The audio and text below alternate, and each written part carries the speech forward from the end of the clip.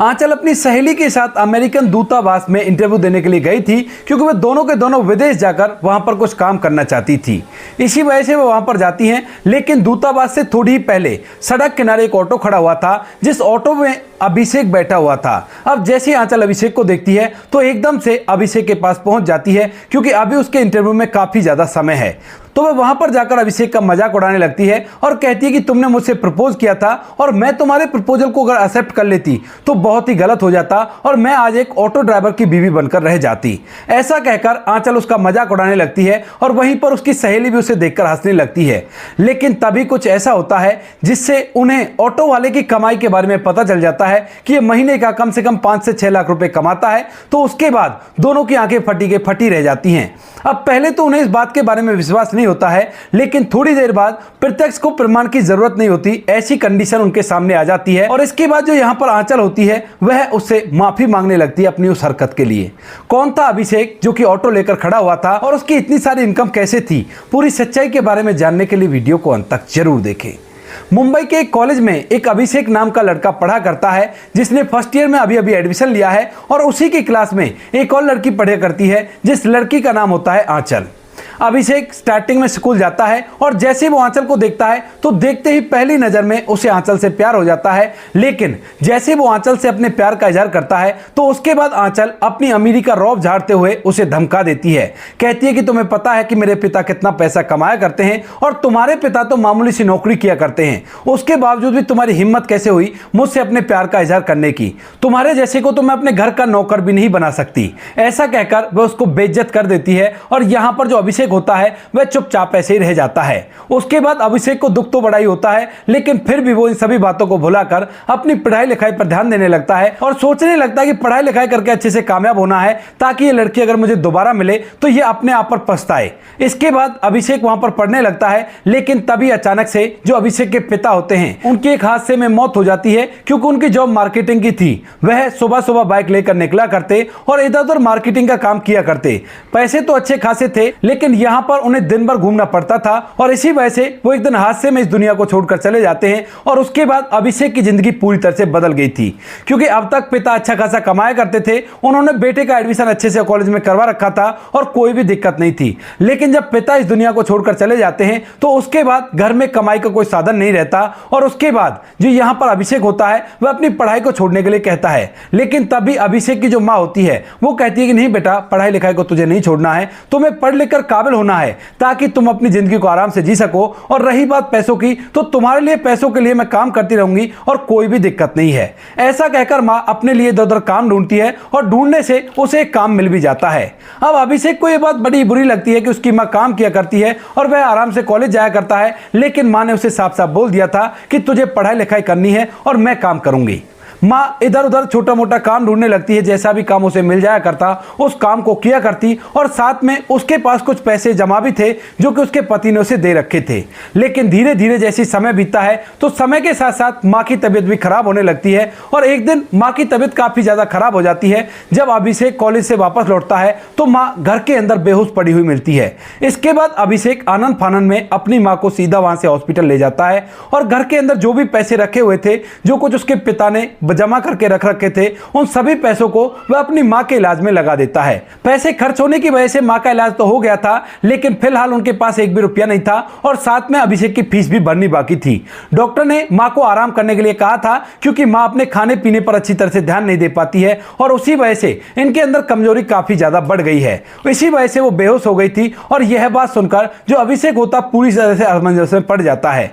वह अपनी मां से कहने लगता है कि मां, अब बहुत हो गया, आप घर पर आराम करो और मैं कुछ काम कर लेता हूं। लेकिन मां फिलहाल भी उससे मना करती है और कहती है कि बेटा तू चिंता मत कर, सब कुछ ठीक हो जाएगा और मैं जल्द से तंदुरुस्त हो जाऊंगी और उसके बाद फिर से काम करूंगी।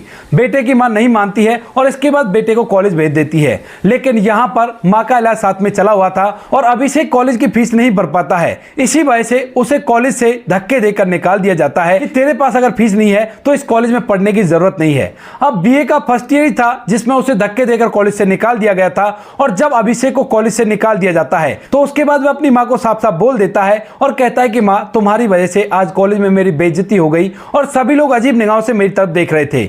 यहाँ तक कि आंचल भी वहीं पर थी और आंचल जब अभिषेक को कॉलेज से निकलता हुआ देखती है फीस न होने की वजह से, तो उसके बाद वह उसकी खिल्ली उड़ाने लगती है और सभी लोगों में उसका मजाक बनाने लगती है। अभिषेक वहां से लौट तो आता है, लेकिन अपने दिमाग में यह बात सोच लेता है कि अब वो माँ की एक बात नहीं मानेगा और सीधा मेहनत करके पैसा कमाएगा ताकि उसे इस तरह से हंसी का पात्र न बनना पड़े। अब जैसे ये बात वह आकर अपनी माँ से कहता है तो माँ भी समझ चुकी थी कि इस तरह से बेटे की फीस भर पाना मुश्किल है और कोई बात नहीं, जो वो कर रहा है उसे कर लेने देते हैं। माँ कहती है कि ठीक है बेटा, अगर तेरी ऐसी इच्छा है तो तू जो चाहे वो कर सकता है और कोई भी दिक्कत नहीं है। माँ घर के अंदर बीमार हालत में रहती है, लेकिन फिर भी बच्चे के लिए खाना पीना बनाती है और जो अभिषेक होता है वो पैदल खाली हाथ घर से निकल जाता है और जाकर लेबर चौक पर खड़ा हो जाता है, क्योंकि उसकी ज्यादा पढ़ाई लिखाई तो नहीं है और उसे पता है कि 12वीं की क्लास के बेस पर उसे कोई भी काम नहीं मिलेगा और काम मिलेगा भी तो उससे इतना पैसा नहीं कमाया जा सकता जिससे माँ बेटे का मुंबई के अंदर काम चल सके। अभिषेक लेबर चौक पर जाता है, उसे मजदूरी भी मिल जाती है और मजदूरी को करने के बाद वह शाम के समय वापस लौटता है। जिस चौक के अंदर वो रहा करते थे वहां पर सभी लोग उन पर तरस तो खाते हैं, लेकिन कोई भी उनकी मदद के लिए आगे नहीं बढ़ता है। धीरे धीरे समय बीतता है और समय के साथ साथ जो अभिषेक होता है मजदूरी कर करके कुछ पैसे एकत्रित करता है और उन पैसों से एक सेकंड हैंड ऑटो खरीद लेता है। क्योंकि मजदूरी का काम काफी मेहनत भरा होता है, तो इसी वजह से जो अभिषेक होता है वो ऑटो चलाना प्रेफर करता है, क्योंकि ऑटो से अच्छे खासे पैसे कम जाया करते हैं और कभी कभी तो जैकपॉट भी लग जाया करता है। यानी कि अगर कोई अच्छी सवारी मिल गई, यानी कि कोई विदेशी पर्यटक मिल गया, तो उसके बाद अच्छे खासे पैसे उन्हें मिल जाया करते हैं। क्योंकि अभिषेक का एक दोस्त होता है जिसका नाम मनीष होता है और मनीष ऑटो ही चलाया करता था और उसी चौक के अंदर रहा करता था। जब वह अभिषेक को रोज के रोज मजदूरी पर जाते हुए देखता है तो उसे यह सलाह देता है कि यार तू ऐसा कर, ऑटो ले ले और ऑटो चलाने लग, अच्छी खासी कमाई हो जाया करती है और इतनी मेहनत भरा काम भी नहीं है। इसी वजह से अभिषेक ने ऑटो लिया था और अब उस ऑटो को चलाने लगता है। धीरे धीरे कुछ समय बीतता है और समय के साथ साथ जो यहाँ पर अभिषेक होता है मेहनत और ईमानदारी से अपना काम करता रहता है और सभी ग्राहकों से अच्छी तरह से बातें किया करता। तभी एक दिन अचानक से जो अभिषेक होता है वह अपने ऑटो को लेकर जा रहा था और उसी समय रास्ते में एक व्यक्ति उसे दिखाई देता है जिसने अच्छे खासे कपड़े पहन रखे थे और उसके पास एक बैग था और उस बैग को लेकर वह रास्ते में खड़ा हुआ था। शायद उसकी गाड़ी खराब हो गई थी और इसी वजह से वह ऑटो को हाथ देता है। अभिषेक अपना ऑटो रोकता है और रोकने के बाद वह व्यक्ति जिसका नाम सत्येंद्र होता है वह उसे अमेरिकन दूतावास के लिए बोल देता है और कहता है कि वहां पर ले चलो। इसके बाद जो अभिषेक होता है उसे अमेरिकन दूतावास के वहां पर ले जाता है और वहां पर जाकर छोड़ देता है। उसके बाद जो सत्येंद्र होता है वह उसे उसके पैसे देता है और पैसे देने के बाद दूतावास के अंदर जाने लगता है, क्योंकि उसका वीजा का इंटरव्यू है और उसे इंटरव्यू देना है। लेकिन जैसे वो गेट में घुसने की कोशिश करता है तो उसी दौरान यहां पर जो गार्ड होते हैं उससे कहते हैं कि सर आपको आपका बैग बाहर ही रखना होगा, क्योंकि अंदर बैग अलाउड नहीं है। अब इस बात को सुनकर जो सत्येंद्र होता है वह पूरी तरह से हैरान हो जाता है और पीछे मुड़कर उस ऑटो वाले की तरफ देखने लगता है। अभिषेक अभी तक अपने पैसों को सही तरह से रख रहा था और जैसे वो चलने वाला होता है तो यहां पर जो सत्येंद्र होता है एकदम से उसको आवाज देता है और कहता है कि भाई रुको थोड़ा सा, तुमसे थोड़ा सा काम और है। इसके बाद अभिषेक रुक जाता है और यहां पर जो सत्येंद्र होता है अपने बैग को लेकर उस ऑटो वाले के पास आता है और कहता है कि भाई अंदर बैग अलाउड नहीं है, तो क्या आप मेरे बैग की रखवाली कर सकते हो। अब इस बात को सुनकर अभिषेक पूछने लगता है कि साहब रखवाली तो मैं कर लेता, लेकिन मुझे पैसे कमाने होते हैं, क्योंकि घर में बीमार माँ है उनकी भी देखरेख करनी है और कमरे का किराया भी देना होता है। अगर मैं एक दिन भी नहीं कमाऊंगा तो हमारी हालत खराब हो जाएगी और इसी वजह से मैं आपका बैग नहीं देख सकता। तो उसके बाद यहाँ पर जो व्यक्ति होता है वो कहता है कि चिंता मत करो, इसके पैसे मैं तुम्हें दे दूंगा, तुम दिन में कितना रुपए कमाते हो खर्चा काट कर। तो उसके बाद अभिषेक कहता है कि यही कोई 1000 रुपए। तो उसके बाद वह व्यक्ति कहता है कि कोई बात नहीं, तुम मेरे बैग का अच्छे से ख्याल रखो और यहीं पर खड़े रहना, तब तक मैं यहां से बाहर निकलता हूं और 1000 रुपए मैं तुम्हें आकर दे दूंगा। इस बात को सुनकर जो अभिषेक होता है वह थोड़ी देर तक सोचता है और हामी भर देता है। इसके बाद वह अमीर व्यक्ति अपने बैग को वहां पर रखता है और रखने के बाद उस दूतावास के अंदर चला जाता है। थोड़ी देर उसका इंटरव्यू होता है और इंटरव्यू होने के बाद जब वह वहां से बाहर निकलता है तो बाहर निकलने के बाद अभिषेक को 1000 रुपए पकड़ाता है और तब तक उसका जो ड्राइवर होता है वह गाड़ी को ठीक करके वहीं पर ले आया था और उसके बाद अपने बैग को लेकर गाड़ी में बैठ जाता है। अब सत्येंद्र तो यहां से चला गया था, लेकिन अभिषेक को एक ऐसा आइडिया दे गया था जो आइडिया पर अभिषेक काम करने लगता है। दरअसल यहां पर यह रोज की प्रॉब्लम थी कि कोई भी व्यक्ति अगर यहां पर इंटरव्यू देने के लिए आता है तो उसके बैग को रखने की समस्या सभी के साथ हुआ करती, क्योंकि कोई भी व्यक्ति अगर कहीं से भी आता है तो अपने साथ बैग तो लेकर ही आता है और यहां पर दूतावास के अंदर बैग ले जाना सख्त मना था। इस बात पर थोड़ी देर तक वह वहां के गार्डों से पूछताछ करता है और पूछताछ करने के बाद उसके दिमाग में एक आइडिया आता है। वह सोचने लगता है कि क्यों ना यहां पर खड़ा होकर मैं इसी तरह से बैगों की देखभाल करूं और उससे मुझे अच्छे खासे पैसे मिल जाएंगे। जब एक बैग देखने के मुझे 1000 रुपए मिल सकते हैं तो दिन में मैं 10 से 15 या 20 बैग भी देख सकता हूं और दिन के 20-25 हजार रुपए आराम से कमा लूंगा। और इस हिसाब से अगर महीने का लगाया जाए तो कम से कम महीने का 6 लाख रुपए तो मैं आराम से कमा सकता हूं और ये सभी चीजों से काफी ज्यादा है। इस बात को सोचकर जो अभिषेक होता है इस आइडिया पर काम करता है और जैसे ही थोड़ी देर वो वहां पर रुकता है तो एक और व्यक्ति आ जाता है अपने बैग को लेकर और यहां पर वह इधर उधर देख रहा था, लेकिन तभी अभिषेक उसे आवाज लगाता है और कहता है कि अगर आपको अपना बैग सुरक्षित रखवाना है तो आप मेरे पास रख दीजिए, इतनी देर तक आप यहां पर आओगे, मैं यहीं पर आपका वेट करूंगा और आपको इसके लिए 1000 रुपए देने होंगे। इस बात को सुनकर वह व्यक्ति पहले तो सोचता है कुछ और उसके बाद वह भी तैयार हो जाता है और अभिषेक के पास अपने बैग को रख देता है। अभिषेक का काम आज से स्टार्ट हो गया था, लेकिन दूसरे दिन वह और भी ज्यादा तैयारी के साथ आता है और यहां पर आकर खड़ा हो जाता है। इसी तरह से वह काम करने लगता है, लोगों को बुलाया करता जिनके पास भी बैग हुआ करता और जो अपनी गाड़ी से नहीं आया करते थे उनको बुलाकर उनके बैग को यहां पर रखा करता और रखने के बाद उनसे 1000 रुपए ले लिया करता। पहले दिन अभिषेक ने लगभग 18,000 रुपए कमाए थे और इस कमाई को देखकर वह बड़ा ही खुश होता है, क्योंकि उसका ना तो एक भी रुपया लग रहा है, उसे केवल ऑटो से यहां पर आना है और ऑटो खड़ा करके अपने ऑटो में उनके बैगों को रखना है और उनका ख्याल रखना है। जब वे वापस लौटते हैं तो उसे 1000 रुपए देते हैं और अपने सामान को अच्छी तरह से चेक कर लेते हैं। अभिषेक इसी तरह से काम करता है और धीरे धीरे अच्छे खासे रुपए पैसे कमाने लगता है। जब माँ को यह बात पता चलती है कि बेटा अच्छे खासे पैसे कमाया करता है तो वह पूछने लगती है, बेटा तू कोई गलत काम तो नहीं किया करता। और इसके बाद जो अभिषेक होता है अपनी माँ को अपनी पूरी कहानी बता देता है। कहता है कि माँ इस तरह से मैं वहां पर जाया करता हूं और बैगों की रखवाली किया करता हूं, उसके मुझे अच्छे खासे पैसे मिलते हैं, तो वही ये पैसे हैं। इसके बाद माँ भी इस चिंता से मुक्त हो जाती है कि कहीं बेटा कोई गलत काम तो नहीं कर रहा और यहाँ पर अभिषेक लगातार काम करता रहता है। यहाँ पर चुपचाप तरीके से उसे काम करते हुए लगभग 2 साल हो जाते हैं और 2 साल बाद एक दिन अचानक से जो आंचल होती है जिसको उसने कभी कॉलेज में प्रपोज किया था और जिसने उसका प्रपोजल ठुकरा दिया था, वह अब पढ़ाई लिखाई करके विदेश जाना चाहती है नौकरी के लिए और उसको भी वीजा का इंटरव्यू देना है। वो और उसकी सहेली दोनों एक साथ आते हैं और जैसे ही यहाँ पर आंचल आकर अभिषेक को ऑटो लेकर यहाँ पर खड़ा हुआ देखती है तो एकदम से अपनी सहेली के साथ मिलकर उस पर हंसने लगती है और हंसती हंसती उसके पास आ जाती है, क्योंकि यहाँ पर वो लोग थोड़ी जल्दी आ गए हैं और उनके इंटरव्यू में अभी थोड़ा टाइम है। तो इसी वजह से वह यहाँ पर आकर अभिषेक का मजाक उड़ाने लगती है और उससे कहने लगती है, देखा तू तो ऑटो वाला बनकर रह गया, कहां तू मुझसे प्रपोज करने चला था। अगर मैं तुम्हारे प्रपोजल को एक्सेप्ट कर लेती तो आज एक ऑटो वाले की पत्नी कहलाती। देख मेरी तरफ, मैं आज विदेश जा रही हूं और 2.5 लाख महीने की मुझे सैलरी मिला करेगी और तू क्या एक छोटा सा ऑटो चलाया करता है। इस बात को सुनकर जो अभिषेक होता है मुस्कुराने लगता है, लेकिन यहाँ पर जो आंचल होती है और उसकी सहेली होती है वह उसकी मुस्कुराहट को देखकर हैरान हो जाते हैं और कहने लगते हैं कि हम तुझे बेइज्जत कर रहे हैं और तू हंस रहा है, ऐसा क्या कह दिया हमने। तो उसके बाद जो अभिषेक होता है वो कहने लगता है कि आंचल तुम बात ही ऐसी कह रही हो, 2.5 लाख रुपए को कमाकर ये समझ रही हो कि ना जाने तुमने क्या हासिल कर लिया, तुम्हें पता है कि मैं महीने का कितना कमाया करता हूं। तो उसके बाद जो आंचल होती है वह हंसने लगती है और कहने लगती है कि महीने का तुम 10 से 15 हजार रुपए कमाया करते होंगे, इससे ज्यादा क्या कमा लोगे। लेकिन तभी जो अभिषेक होता है वो बताता है कि मैं महीने का लगभग 6 से 7 लाख रुपए कमाया करता हूं।